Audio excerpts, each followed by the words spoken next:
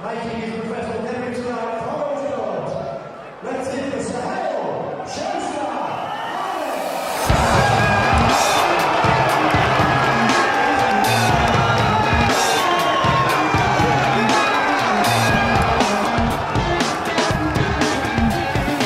My name is Sahel Ahmed. I am a professional boxer. I started boxing when I was 17. I did taekwondo before that.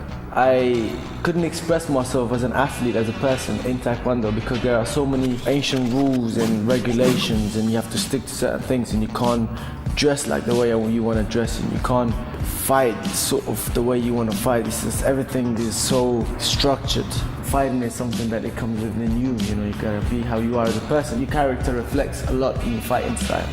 So I'm supposed to be fighting for GB squad for the Great Britain on the Olympics, but I had an injury, so I couldn't do that.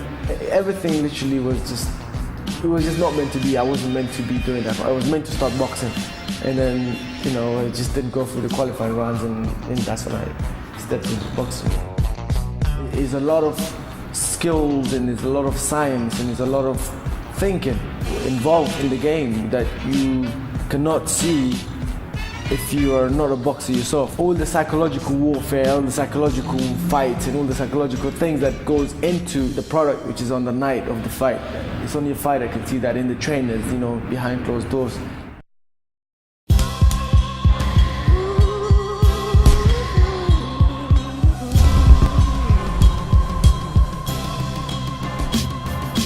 During the fight you stay focused, of course, because the other guy is gonna fight his fight, he's gonna try to make you do what he wants you to do. It's harder said than done when you're getting hit in the face so hard that it hurts. I mean you don't feel it at that time, but it does hurt, and to stick to your game plan, it's not easy, so you have to be very disciplined.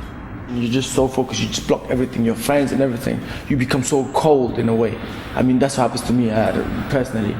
I just literally do not care about anything else. I just want to get in that ring and just show what I can do.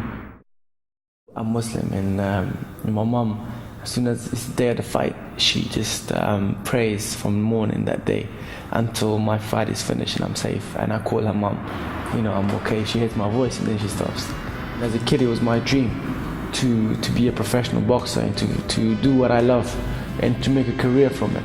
My current goal is to make an impact on a younger generation, especially where I've come from. I've come from a really underprivileged background. If one person can look at my story and see where I've come from and I can change their life by they're looking at mine, I've achieved everything.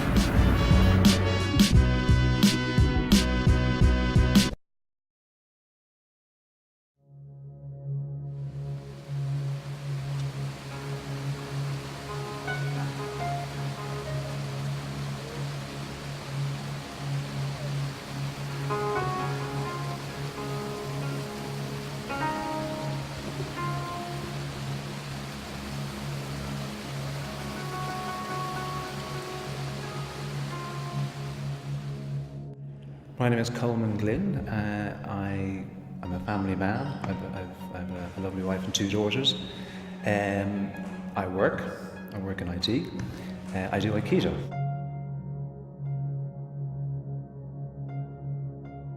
I was very intrigued by martial art that aspired to something that was less effective but less violent.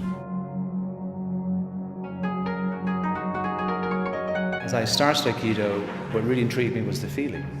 The good thing about Aikido again is that there's no end to your study. So it's not like your peak is over when you're 24 or 25 or 30 like there is in most sports or even careers. Aikido, there's no end to that.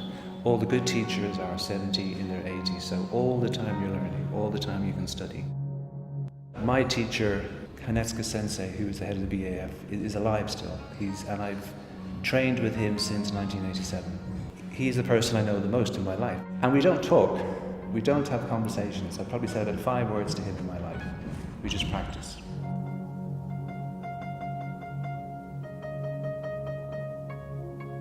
Behind the techniques, how you feel, how you relate to people, what you think about it, you can take that to the rest of your day.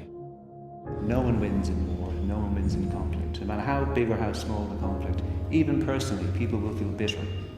Your work colleagues will always dislike. I want to be happy and peaceful. How? I want to relax. How? So what can I do that can help me reach that so I can read? But reading is just words, so mind and body. You imagine after 20, 30 years practicing in something like Aikido, would you be more happy or more content? Probably I am more aware of the moments I'm happy and content, and I recognize them more. I can get a very good feeling when I do my Aikido always. I have my own exercises that always make me feel good. Often that's a fuel for doing something. You know, that little sense of there's something else, there's maybe something more, I could be a bit this, just keeps driving you. And then as you do more of this type of thing, as your awareness, I suppose, develops and your self-awareness develops, you have more to work with. You know, it's like an onion. You peel off one layer, another layer, and there's no end to that. You know, so there's always another sense of yourself, another situation, a new personality. It brings up something different in yourself. I aspire to be happy and content, but that's a thing you have to work at. So.